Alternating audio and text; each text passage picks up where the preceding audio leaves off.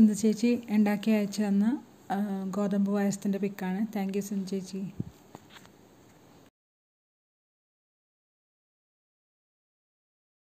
Hi friends, Vinees വേൾഡിലേക്ക് എല്ലാവർക്കും സ്വാഗതം. ഈ ചാനൽ ആരെങ്കിലും സബ്സ്ക്രൈബ് ചെയ്യാതാണെങ്കിൽ ഒന്ന് സബ്സ്ക്രൈബ് ചെയ്ത് ബെൽ ബട്ടണും കൂടി എനാബിൾ ചെയ്ത് തൊട്ടടുത്ത് കാണുന്ന ഓൾ എന്നുള്ളതും കൂടി എനാബിൾ ആക്കിയാൽ മാത്രമേ ഞാനിടുന്ന എല്ലാ വീഡിയോസിൻ്റെ നോട്ടിഫിക്കേഷൻ നിങ്ങൾക്ക് കറക്റ്റായി ലഭിക്കുകയുള്ളൂ.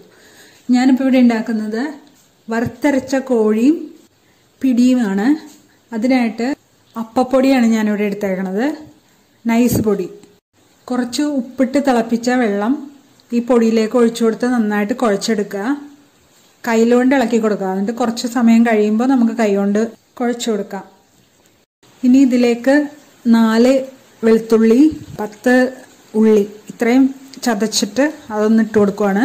നിങ്ങൾക്ക് ഇതിന് പകരം ജീരകം ഇട്ട് കൊടുക്കാം, അല്ലെ ഇതിൻ്റെ കൂടെ ജീരകം ഇട്ട് കൊടുക്കാം. വെളുത്തുള്ളി ഇഷ്ടമില്ലാത്തവർക്ക് വെളുത്തുള്ളി മാറ്റിയിട്ട് ജീരകം ഇട്ട് കൊടുക്കാം. ചതച്ചെടുക്കുമായിരിക്കും നല്ലത്. ഞാനിപ്പോൾ ഇത് മിക്സിയിലാണ് അടിച്ചത്, അപ്പോൾ ചിലതൊന്നും ചതഞ്ഞിട്ടില്ല. അതൊന്നും കൂടി എടുത്തൊന്ന് ചതച്ച് വീണ്ടും ഇട്ട് കൊടുക്കാം. ഇപ്പോൾ ഇത് എന്നിട്ട് നന്നായി കുഴച്ചെടുക്കുക.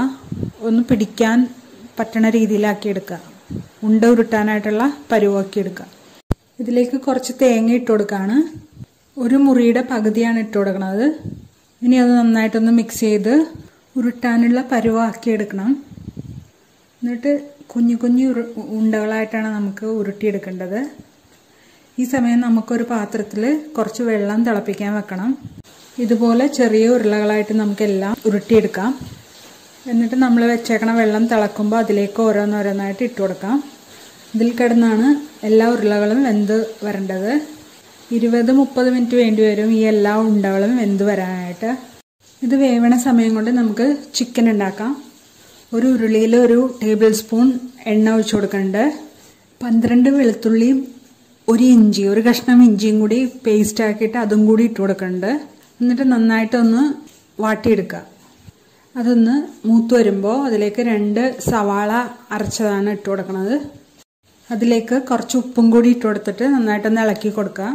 പെട്ടെന്ന് വാടിക്കിട്ടാൻ വേണ്ടിയാണിത്. അലൂമിനിയം പാത്രം ആയതുകൊണ്ട് അടി പിടിക്കാനുള്ള ചാൻസ് ഉണ്ട്. ഫ്രൈ പാൻ ആണെങ്കിൽ അത്രയും കുഴപ്പമില്ല. ഇനി നമ്മൾ ഇടയ്ക്കിടയ്ക്ക് ഈ ഉണ്ട ഒന്ന് ഇളക്കി കൊടുക്കണം, അല്ലെങ്കിൽ അടിയിൽ പിടിക്കാനുള്ള ചാൻസ് ഉണ്ട്. ഇനി ഈ സവാള പേസ്റ്റിലേക്ക് നമ്മൾ 3 പച്ചമുളക് കീറിയത് ഇട്ട് കൊടുക്കുവാണ്. അതിലേക്ക് കുറച്ച് വേപ്പിലയും കൂടി ഇട്ട് കൊടുക്കാം. എന്നിട്ട് നന്നായിട്ട് ഇളക്കി കൊടുക്കാം. പിടിക്കും കോഴി വറുത്തരച്ചതിനും കൂടി നമ്മൾ 1 തേങ്ങയാണ് എടുക്കുന്നത്. അതിൽ 1/4 ഭാഗം എടുത്തിട്ട്, അതായത് 1 മുറിയുടെ പകുതി എടുത്തിട്ട് അത് 1-ാം പാലും 2-ാം പാലും എടുത്ത് വെക്കുന്നുണ്ട്. നിങ്ങൾക്ക് കൂടുതൽ തേങ്ങ ഉണ്ടെങ്കിൽ കൂടുതൽ എടുക്കാം കേട്ടോ. 2-ാം പാല് നമ്മൾ പിടിയിലേക്ക് ഒഴിച്ചു കൊടുത്തിട്ടുണ്ട്. ഇനി 1/2 മുറി തേങ്ങ അത് ചിരണ്ടി എടുത്തിട്ട് അതിലേക്ക് 1 ടേബിൾ സ്പൂൺ എണ്ണയും കൂടി ഒഴിച്ചിട്ട് അതൊന്ന് വറുത്തെടുക്കാം. ഫ്രൈ പാനിൽ ചെയ്യുന്നതുകൊണ്ടാണ് ഈ 1 ടേബിൾ സ്പൂൺ എണ്ണ മതിയാവണത്. വേറെ വല്ല പാത്രത്തിലാണെങ്കിൽ കൂടുതൽ എണ്ണ വേണം. ആ സമയം നമുക്ക് ചിക്കനിലേക്ക് 1 നാരങ്ങയുടെ നീര് മുഴുവനായിട്ട് ഒഴിച്ചു കൊടുക്കാം. കുറച്ച് ഉപ്പും കൂടി ഇട്ട് കൊടുക്കാം. ഇതിപ്പോൾ ഏകദേശം ഒരു 3/4 കിലോ ചിക്കൻ ഉണ്ടാവും. അതിലേക്ക് 1 ടീസ്പൂൺ മുളക് പൊടി ഇട്ട് കൊടുത്തിട്ടുണ്ട്. 1 ടീസ്പൂൺ മസാലപ്പൊടി, 1/4 ടീസ്പൂൺ മഞ്ഞൾപ്പൊടി. ഇത്ര ഇട്ടൊന്ന് മിക്സ് ചെയ്തെടുക്കുക. ഇത് ഏറ്റവും ആദ്യം മിക്സ് ചെയ്ത് വെക്കുകയാണെങ്കിൽ അത്രയും നല്ലതാണ്. അപ്പോൾ ഈ ഉപ്പും മുളകും ഒക്കെ ഈ ചിക്കനിൽ പിടിക്കും. ഫ്രിഡ്ജിലേക്കാണ് വെക്കണമെങ്കിൽ കുറച്ച് നേരം വെച്ചാലും മതി. നമ്മൾ പുറത്തിരിക്കുമ്പോൾ ഒരു അരമണിക്കൂറെങ്കിലും വെച്ചു കൊടുക്കണം. കൂടുതൽ സമയം വെക്കാൻ പറ്റിയ അത്രയും നല്ലത്. ഇനി ഒട്ടും സമയമില്ല എന്നുണ്ടെങ്കിൽ ഒരു 10 മിനിറ്റെങ്കിലും വെച്ചു കൊടുക്കണേ. ഇനി നമുക്ക് തേങ്ങ വറുക്കാനിട്ടേക്കണത് ഒന്ന് ഇളക്കി കൊടുത്തോണ്ടിരിക്കാം. അത് നല്ല ഫ്രൈ ആയി വരണമല്ലോ, അതുവരെ ഇളക്കി കൊടുക്കണം. നമ്മൾ സവാള വഴറ്റി വെച്ചിട്ടുണ്ടല്ലോ, അതിലേക്ക് ചിക്കനും കൂടി ഇട്ട് കൊടുക്കുകയാണ്. എന്നിട്ട് നന്നായിട്ടൊന്ന് മിക്സ് ചെയ്ത് കൊടുക്കാം.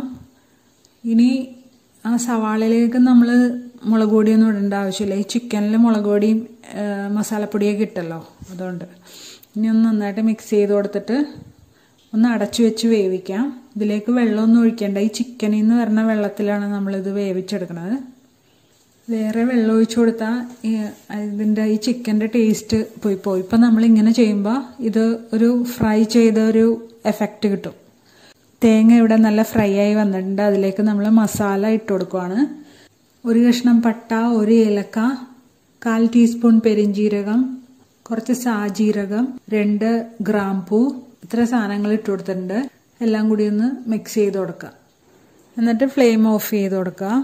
എന്നിട്ടാണ് നമ്മൾ പൊടികളൊക്കെ ഇട്ട് കൊടുക്കുകയാണ്. 1 ടേബിൾ സ്പൂൺ മല്ലിപ്പൊടി, 1 ടീസ്പൂൺ മുളക് പൊടി. ഇനി മസാലപ്പൊടി നമ്മൾ മസാല മുഴുവനായിട്ട് ഇട്ടേക്കണോണ്ട് നമ്മൾ മസാല ഇടണില്ല. മഞ്ഞപ്പൊടിയും ഇടണില്ല. മഞ്ഞപ്പൊടി അതിലിട്ട് കൊടുത്തിട്ടുണ്ടല്ലോ. കുരുമുളക് ഇട്ട് കൊടുക്കുകയാണ്. മുഴുവൻ കുരുമുളക് ഉള്ളതുകൊണ്ട് അതാണ് ഇട്ട് കൊടുക്കണം. നിങ്ങൾക്ക് കുരുമുളക് പൊടി ഉള്ളതെങ്കിൽ അത് ചിക്കനിലേക്ക് ഇട്ട് കൊടുത്താൽ മതി. എൻ്റെ കയ്യിൽ കുരുമുളക് ഉള്ളതുകൊണ്ടാണ് ഞാൻ ഇങ്ങനെ ഇട്ട് കൊടുക്കണം. അപ്പോൾ ഒറ്റയടിക്ക് അടിച്ചെടുക്കാമല്ലോ.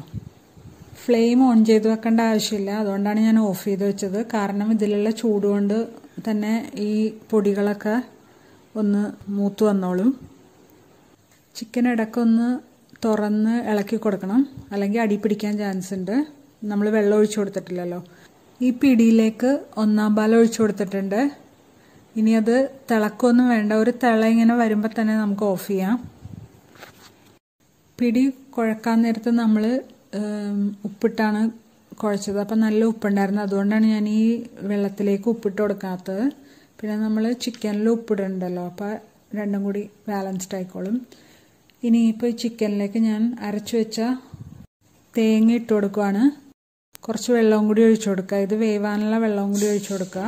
ഇപ്പോൾ ഓൾറെഡി ഒരു പകുതി വേവായിട്ടുണ്ടാവും. ഇതിലേക്ക് ഞാൻ 2 തക്കാളി കൂടി ഇട്ട് കൊടുക്കുന്നുണ്ട്. നന്നായിട്ടൊന്ന് മിക്സ് ചെയ്ത് കൊടുക്കുക.